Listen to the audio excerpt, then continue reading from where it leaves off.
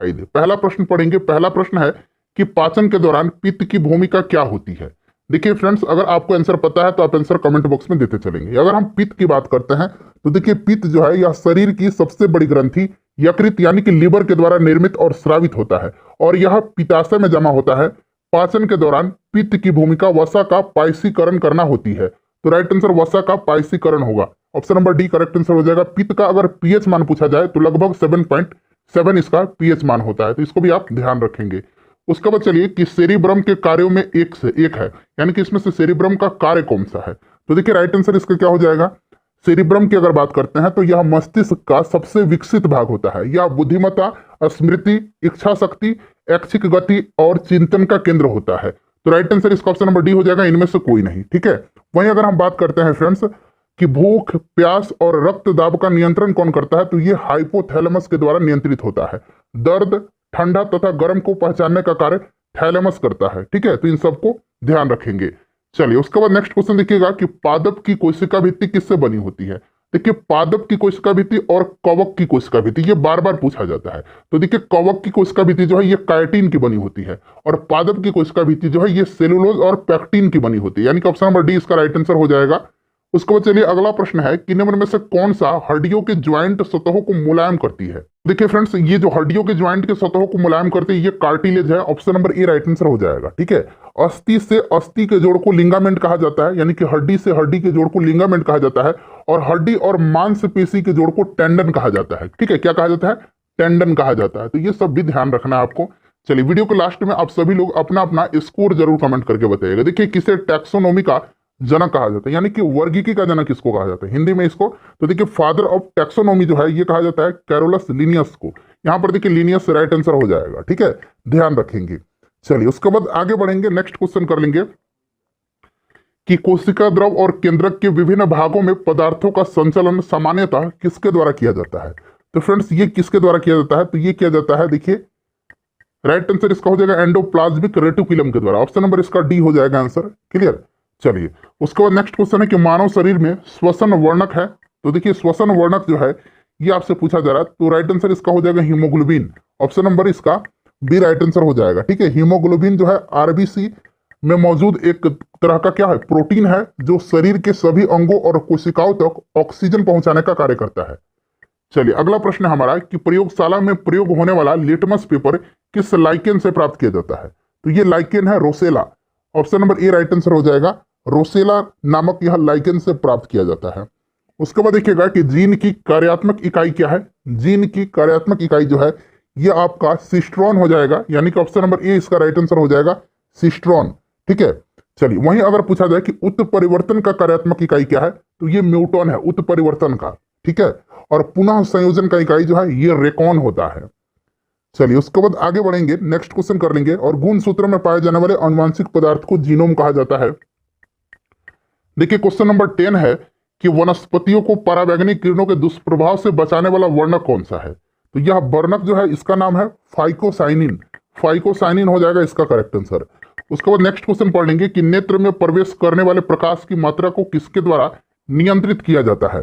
तो देखिए यह नियंत्रित जो करता है इसका नाम परितारिका है। ठीक है, परितारिका या फिर आइरिस इसको अंग्रेजी में कहा जाता है। ठीक है, याद रखेंगे। तो ये आपका हो जाएगा परितारिका। ऑप्शन नंबर बी इसका राइट आंसर हो जाएगा। देखिए कोर्निया के पीछे एक रंगीन अपारदर्शी झिल्ली का पर्दा होता है जिसे कि आइरिस कहा जाता है। ठीक है, और नेत्रदान में कोर्निया को जो है दान किया जाता है, मतलब आंख का यही जो पार्ट है इसको दान किया जाता है। उसके बाद देखिए निम्न में से कौन सा विद्युत धारा के तापीय प्रभाव के व्यवहारिक अनुप्रयोगों पर आधारित नहीं है। यहाँ पर देखिएगा नहीं पूछा गया है। तो देखिए इसमें से अगर बात करें तो राइट आंसर क्या हो जाएगा, यहाँ पर देखिएगा तापीय प्रभाव के व्यवहारिक अनुप्रयोगों पर आधारित नहीं है, तो यह आपका इलेक्ट्रिक घंटी हो जाएगा। ठीक है, इलेक्ट्रिक घंटी विद्युत धारा के तापीय प्रभाव के व्यवहारिक अनुप्रयोगों पर आधारित नहीं है। बाकी देखिए electric flat iron, electric toaster, electric केतली ये सभी जो है तापीय प्रभाव के व्यवहारिक अनुप्रयोग पर आधारित हैं। उसके बाद देखिए किसी गोलाकार दर्पण की फोकस दूरी होती है, तो फोकस दूरी जो होती है ना यह वक्रता त्रिज्या की आधी होती है। आपने पढ़ा होगा c/2 होता है, f = c/2 होता है, यानी कि वक्रता त्रिज्या की आधी हो जाएगा। नेक्स्ट क्वेश्चन अगर पूछा अगर यही इस तरह से पूछा जाता है फ्रेंड्स कि f = c/2 होता है तो c = कितना हो जाएगा, c = 2f हो जाएगा। ठीक है, इस तरह से भी आप ध्यान रखेंगे इसको। चलो उसके बाद देखिएगा कि संपीड़नों का निर्माण उस स्थान पर होता है जहां वायुदाब किस प्रकार का होगा, तो वायुदाब उच्च होगा। ठीक है, जहां वायुदाब उच्च होता है वहां जो है संपीड़न का निर्माण होता है, तो ये उच्च हो जाएगा। उसके बाद नेक्स्ट क्वेश्चन देखिएगा, किसी रॉकेट का प्रक्षेपण न्यूटन के किस नियम पर आधारित है, तो यह न्यूटन का जो है तीसरा नियम है। ठीक है, न्यूटन की गति का यह तीसरा नियम है। Option number C right answer इसका हो जाएगा। ठीक है फ्रेंड्स, ध्यान रखेंगे।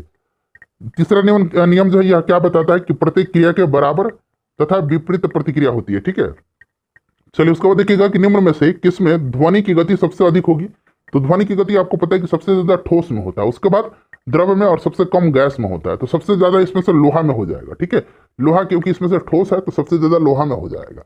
उसके बाद चलिए नेक्स्ट क्वेश्चन है कि एक तरंग 2.5 सेकंड में 20 कंपन पूरे करती है, तो इसकी आवृत्ति क्या होगी, तो देखिए आवृत्ति क्या होगी इसकी, तो देखिए क्या हो जाएगा, ये F = 1/t हो जाएगा। ठीक है, तो यहां पर देखिएगा यहां पर आपका F = कितना हो जाएगा, यहाँ 2.5 सेकंड दिया गया है, यानी कि टाइम दिया गया है, और यहाँ पर 20 कंपन कर रहा है। ठीक है, तो ये आपका कितना हो जाएगा, क्योंकि 20 कंपन कर रहा है यहाँ पर, तो यहाँ पर 20 हो जाएगा और यहाँ पर देखिए 2.5 हो जाएगा, तो ये डेसिमल हटाएंगे तो ऊपर 200 हो जाएगा, 25/200 होता है, तो यानी कि 8 हर्ट्ज हो जाएगा। चलिए उसके बाद नेक्स्ट क्वेश्चन देखिए लेंगे। अगला क्वेश्चन है क्वेश्चन नंबर 18। देखिए किसी गतिमान वस्तु के द्रव्यमान m है तथा v वेग से गति कर रही है, तो वस्तु का संवेग, तो बहुत ही आसान है, ये आपको पता होगा कि संवेग बराबर क्या होता है, द्रव्यमान गुना वेग होता है, तो m भी हो जाएगा। ऑप्शन नंबर इसका ये राइट आंसर हो जाएगा। इसका SI मात्रा क्या हो जाएगा, तो देखिए m किलोग्राम है तो इसको केजी, द्रव्यमान है तो केजी हो जाएगा, और ये वेलोसिटी है तो मीटर पर सेकेंड हो जाएगा, तो ये इसका यूनिट हो गया, मात्रक हो गया। उसके बाद चलिए भारत का पहला वर्टिकल फॉरेस्ट टावर माना, ये माना नाम है, माना फॉरेस्टा कहाँ बनाया जा रहा है, तो फ्रेंड्स ये बेंगलुरु में बनाया जा रहा है। कहाँ पर बनाया जा रहा है, बेंगलुरु में बनाया जा रहा है, तो राइट आंसर इसका हो जाएगा बेंगलुरु। उसके बाद देखिए कि व्यक्तिगत रूप से लगातार 2 ओलंपिक खेलों में पदक जीतने वाली भारत की पहली महिला खिलाड़ी हाल ही में कौन बनी है, तो फ्रेंड्स ये PV सिंधु बनी है। ठीक है, PV सिंधु बनी है, ध्यान रखेंगे। ये 2016 रियो ओलंपिक में रजत पदक इन्होंने जीता था, और 2020 टोक्यो ओलंपिक में इन्होंने कांस्य पदक जीता है। PV सिंधु जो है किस खेल से संबंधित है, तो ये बैडमिंटन से है। उसके बाद देखिएगा कि भारतीय रेल द्वारा विश्व की प्रथम हॉस्पिटल ट्रेन का उद्घाटन किया गया है, इस ट्रेन का नाम क्या है, तो देखिए इस ट्रेन का जो नाम है लाइफ लाइन एक्सप्रेस है, लाइफ लाइन एक्सप्रेस है। ठीक है, ध्यान रखेंगे विश्व की पहली हॉस्पिटल ट्रेन है, तो ये लाइफ लाइन एक्सप्रेस हो जाएगा। विश्व के विभिन्न देशों में रह रहे प्रवासियों में सर्वाधिक संख्या किस देश की है, तो सर्वाधिक संख्या तो ये भारत की है। ठीक है, भारत की है, ध्यान रखेंगे। राइट आंसर इसका हो जाएगा भारत। ऑप्शन नंबर सी हो जाएगा करेक्ट आंसर। क्लियर, चलिए आगे बढ़ेंगे, नेक्स्ट क्वेश्चन कर लेंगे। अगला प्रश्न है हमारा कि पृथ्वी की जैव विविधता की रक्षा करने के उद्देश्य से वन प्लेनेट सम्मेलन, यहां पर देखिए अंग्रेजी में one planet summit for biodiversity का आयोजन कहाँ किया गया, तो इसका आयोजन जो है कहां पर किया गया है, तो फ्रेंड्स वीडियो कॉन्फ्रेंसिंग के माध्यम से फ्रांस में किया गया है। ठीक है, संयुक्त राष्ट्र संघ एवं विश्व बैंक के सहयोग से इसका आयोजन किया गया था, फ्रांस हो जाएगा राइट आंसर इसका। उसके बाद देखिए निजी क्षेत्र की अंतरिक्ष कंपनी स्पेस एक्स ने कितने उपग्रहों को एक साथ अंतरिक्ष में स्थापित किया है, तो ये एक कीर्तिमान स्थापित किया है इन्होंने 143 उपग्रहों को एक साथ लॉन्च करके। ठीक है, चलिए राइट आंसर इसका 143 हो जाएगा।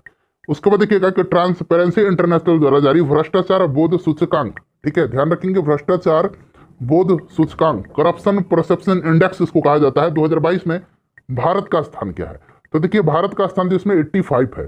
ठीक है, इस रिपोर्ट में सर्वोच्च स्थान संयुक्त रूप से न्यूजीलैंड और डेनमार्क को प्राप्त हुआ है, यानी कि यहाँ पर भ्रष्टाचार सबसे कम है। वहीं सोमालिया जो है ना, अफ्रीका देश, वहां पर जो है सबसे ज्यादा भ्रष्टाचार है, यानी कि सूचकांक में उसका अंतिम स्थान है, तो भारत का 85। उसके बाद देखिए ओलंपिक 2020 ये कहां पर हुआ था, तो जापान के टोक्यो में, कि पदक तालिका में शीर्ष 4 स्थान रहने वाले देशों का सही क्रम क्या है, तो देखिए ये सही क्रम जो हो जाएगा ये क्या हो जाएगा, ये आपसे पूछा जा रहा है।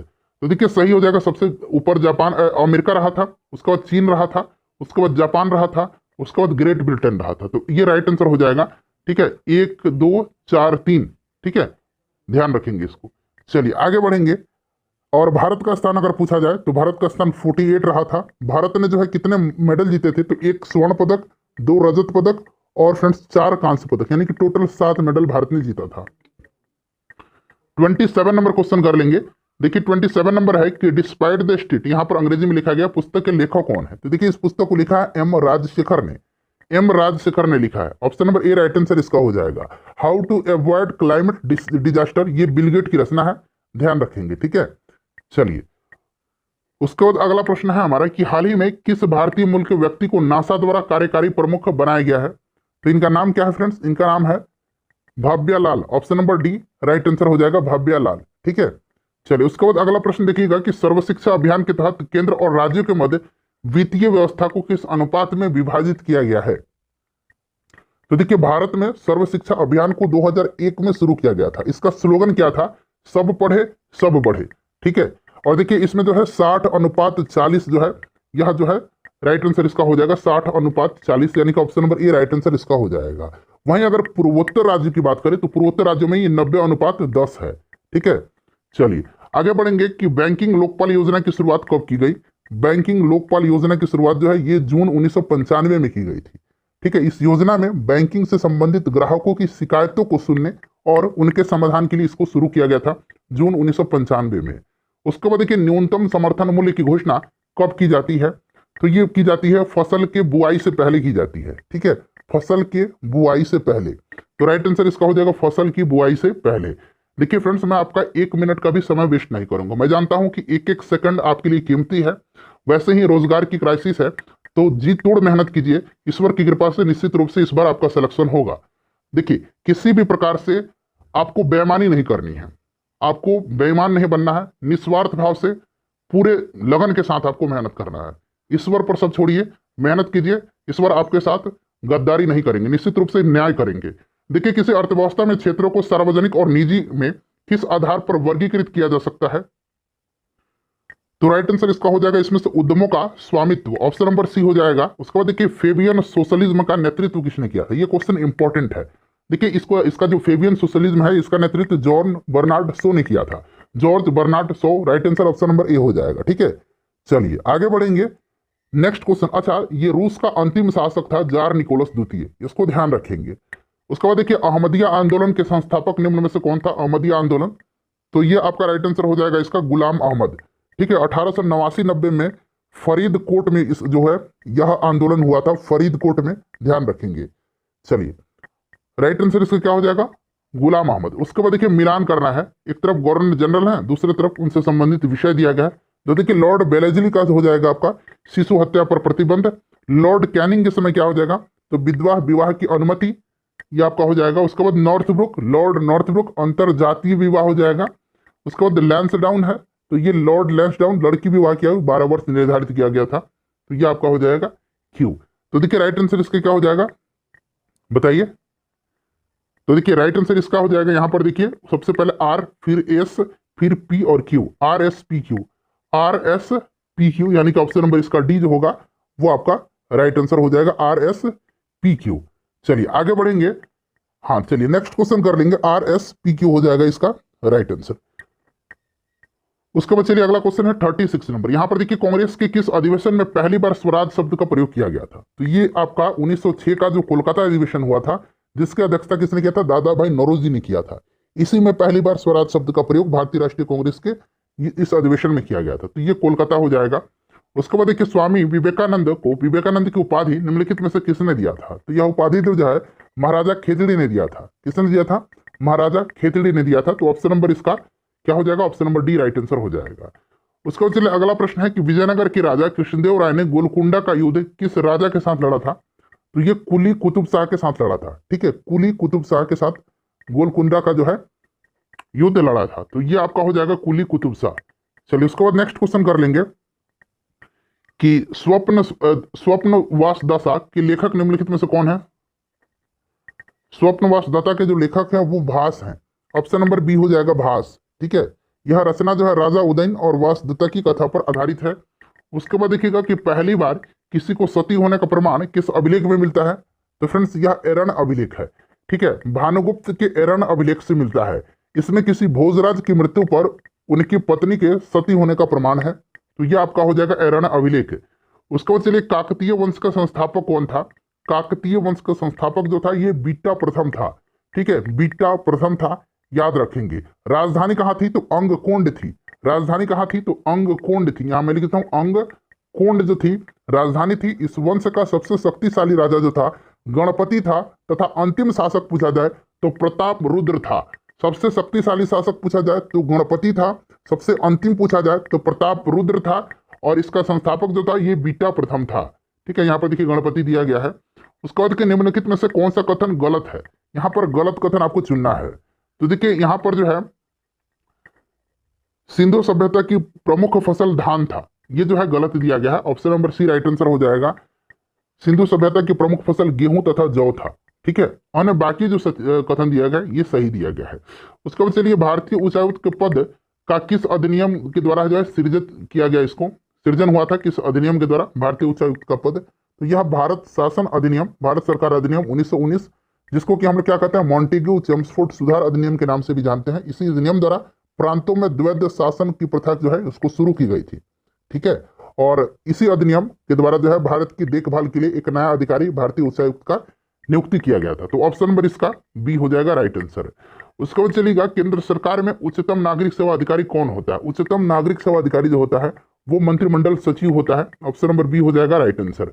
उसके बाद देखिए 45 नंबर क्वेश्चन है कि पिछड़ी जाति आयोग के प्रथम सभापति कौन थे? तो काका साहब कालेलकर थे, ये आपको पता होगा। 1953 में स्थापित प्रथम पिछड़ा वर्ग आयोग के अध्यक्ष काका साहब कालेलकर थे। ठीक है, जिनका वास्तविक नाम क्या था? दत्तात्रेय बालकृष्ण कालेलकर था।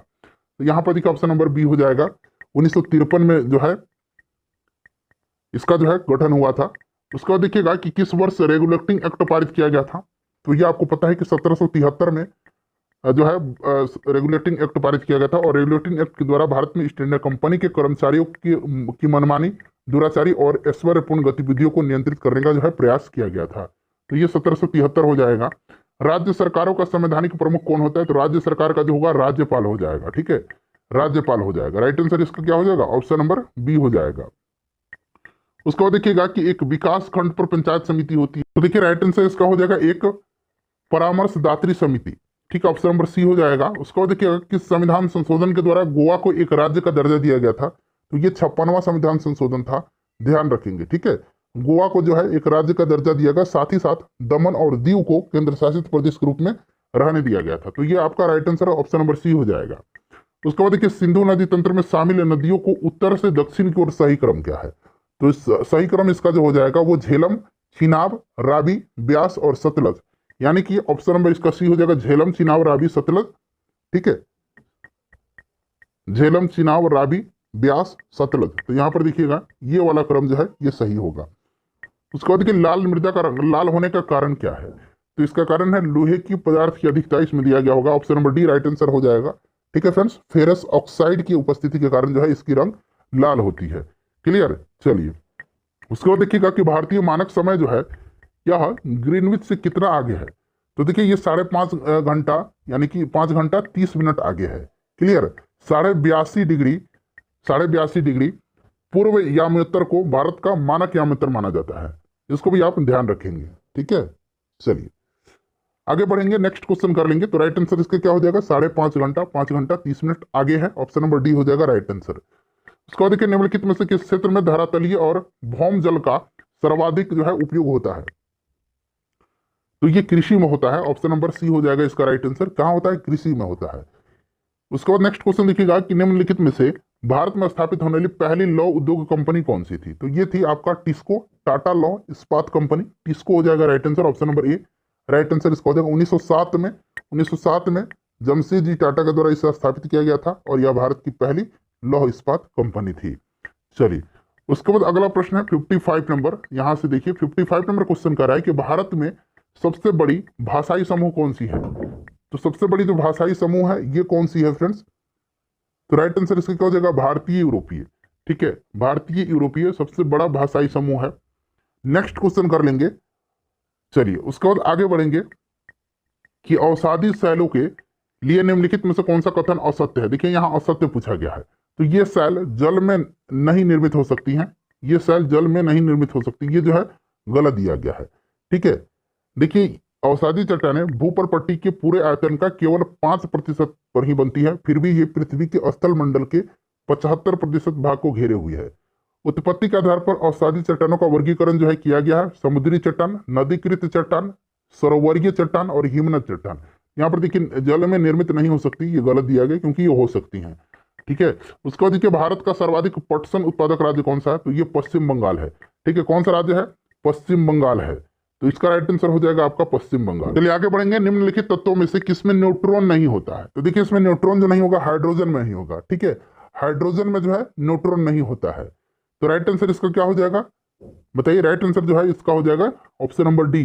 उसके बाद देखिए नेक्स्ट क्वेश्चन, कपड़े साफ करने में प्रयोग होने वाला डिटर्जेंट निम्नलिखित में से क्या है? तो यह सल्फोनेट है। तो राइट आंसर इसका हो जाएगा option number D, sulphonate. Clear. चलिए, डिटर्जेंट कठोर तथा मृदु दोनों प्रकार के जल के साथ समान रूप से अधिकतम झाग देते हैं। उसके बाद नेक्स्ट क्वेश्चन हमारा कि एक हाइड्रोकार्बन जिसमें कार्बन के दो परमाणु द्विबंध के द्वारा, दो परमाणु कार्बन के द्विबंध के द्वारा जुड़े होते हैं, उसको क्या कहा जाता है? सिंगल बॉन्ड जो होता है ना उसको एल्केन कहा जाता है, डबल बॉन्ड को एल्कीन कहा जाता है, और ट्रिपल बॉन्ड जो होता है ना उसको एल्काइन कहा जाता है। तो राइट आंसर इसका ऑप्शन नंबर बी हो जाएगा। उसके बाद देखिएगा कि साबुन ग्रीस को किस विधि से अलग करता है, हटाता है? तो यह विधि जो है इसका नाम पाइसीकरण हो जाएगा। सिगरेट लाइटर में कौन सी गैस प्रयुक्त होती है? तो देखिए सिगरेट लाइटर में जो है क्या भरा जाता है? ब्यूटेन भरा जाता है। ऑप्शन नंबर इसका ये राइट आंसर हो जाएगा। उसके बाद चलिए अगला प्रश्न है क्वेश्चन नंबर 63 कि खाने का नमक NaCl का निम्न में से किससे बना है? तो यह मजबूत अम्ल और मजबूत क्षार का बना होता है, मजबूत अम्ल और मजबूत क्षार के द्वारा। और देखिए NaCl जो होता है ना इसका pH मान कितना होता है? 7 होता है। ये भी आप जरूर याद रखेंगे। श्वेत प्रकाश को नली में कैसे पैदा करते हैं? तो राइट आंसर क्या हो जाएगा? तंतु को गर्म करके, तंतु को गर्म करके। ऑप्शन नंबर इसका बी जो होगा राइट आंसर हो जाएगा। चलो उसके बाद नेक्स्ट क्वेश्चन कर लेंगे 64 नंबर, 65 नंबर, 64 हो गया। देखिए क्वेश्चन है 65 नंबर कि केंद्रीय यांत्रिक इंजीनियरिंग अनुसंधान संस्थान कहाँ स्थित है? बताइएगा राइट आंसर इसका क्या हो जाएगा? तो देखिए फ्रेंड्स इसका जो करेक्ट आंसर हो जाएगा ना केंद्रीय यांत्रिक इंजीनियरिंग अनुसंधान संस्थान, तो ये जो है ये दुर्गापुर में है, पश्चिम बंगाल में। ठीक है, चलिए उसके बाद देखिए लाल बहादुर शास्त्री की समाधि स्थल को क्या कहा जाता है? तो लाल बहादुर शास्त्री जी के समाधि स्थल को कहा जाता है विजय घाट। विजय घाट, और जो अभय घाट है ना इसको मोरारजी देसाई का जो है समाधि स्थल को कहा जाता है। नारायण घाट जो है ये गुलजारीलाल नंदा जी के समाधि स्थल को कहा जाता है। तो ये आपका विजय घाट हो जाएगा। उसके बाद देखिए कि विश्व टेलीविजन दिवस कब मनाया जाता है? विश्व टेलीविजन दिवस जो है ये 21 नवंबर के दिन मनाया जाता है। ठीक है, 21 नवंबर के दिन। तो राइट आंसर इसका ऑप्शन नंबर बी हो जाएगा, 21 नवंबर। ज्ञानपीठ पुरस्कार प्राप्त करने वाली पहली भारतीय महिला कौन थी? तो देखिए ज्ञानपीठ पुरस्कार जो है सबसे पहली जो भारतीय महिला है वो आशापूर्णा देवी हैं। ठीक है, जबकि भारत रत्न से सम्मानित प्रथम भारतीय महिला श्रीमती इंदिरा गांधी जी हैं, ध्यान रखेंगे, आशापूर्णा देवी। उसके बाद देखिए चाइना कप जो है यह किस खेल से संबंधित है? तो ये जिम्नास्टिक से संबंधित है, चाइना कप। उसके बाद देखिए इनमें से कौन सी टिप्पणी प्राकृतिक वनस्पति जात और प्राणी जात के ह्रास का प्रमुख कारण नहीं है? तो ये आपका कौन सा हो जाएगा? ये पशुचारण और ईंधन लकड़ी एकत्रित करना, ये आपका नहीं है। ठीक है, बाकी देख लीजिएगा कृषि को प्रसार करेंगे तो इससे होगा। वृहत स्तर पर जो विकास परियोजनाएं हैं इससे जो निश्चित रूप से होगा, और तीव्र और औद्योगिकरण और शहरीकरण से होगा। तो इसीलिए ऑप्शन नंबर इसका सी राइट आंसर होगा। उसके बाद देखिएगा कि प्रोजेक्ट टाइगर की शुरुआत कब की गई थी? देखिए प्रोजेक्ट टाइगर की शुरुआत 1973 में की गई थी। ठीक है, 1973 में की गई थी प्रोजेक्ट टाइगर की शुरुआत। ऑप्शन नंबर इसका बी राइट आंसर हो जाएगा। बीज बचाओ आंदोलन का संबंध किस राज्य से है? तो फ्रेंड्स ये उत्तराखंड से है। ठीक है, बीज बचाओ आंदोलन उत्तराखंड के टिहरी में जो है किसानों के द्वारा शुरू किया गया यह आंदोलन था। तो ये आपका उत्तराखंड हो जाएगा। चिपको आंदोलन भी उत्तराखंड ही होगा। उसके बाद देखिएगा कि भद्रा अभयारण्य किस राज्य में है? तो भद्रा जो है ये कर्नाटक में है। ठीक है, कर्नाटक राइट आंसर हो जाएगा। उसके बाद देखिए भारत का सबसे बड़ा बाघ अभयारण्य निम्न में से कौन सा है? तो ये नागार्जुन सागर वन्यजीव अभयारण्य है। ठीक है, ये कहाँ पर है? तो आंध्र प्रदेश हो जाएगा, नागार्जुन सागर वन्यजीव अभयारण्य। उसके बाद चलिए यहाँ से देखिए क्वेश्चन नंबर 75 से लेकर के क्वेश्चन नंबर 150 तक में मैथ और रीजनिंग के क्वेश्चन है, मैं आपको दिखा देता हूँ। ठीक है फ्रेंड्स, देखिए फ्रेंड्स इस प्रश्न का आंसर आप कमेंट करके बताएंगे कि निम्नांकित आरेख में कुल कितने वर्ग हैं। थोड़ा सा वीडियो को पॉज करके समय दीजिए, इसका आंसर कमेंट करके बताइएगा। देखिए 150 तक में जो है मैथ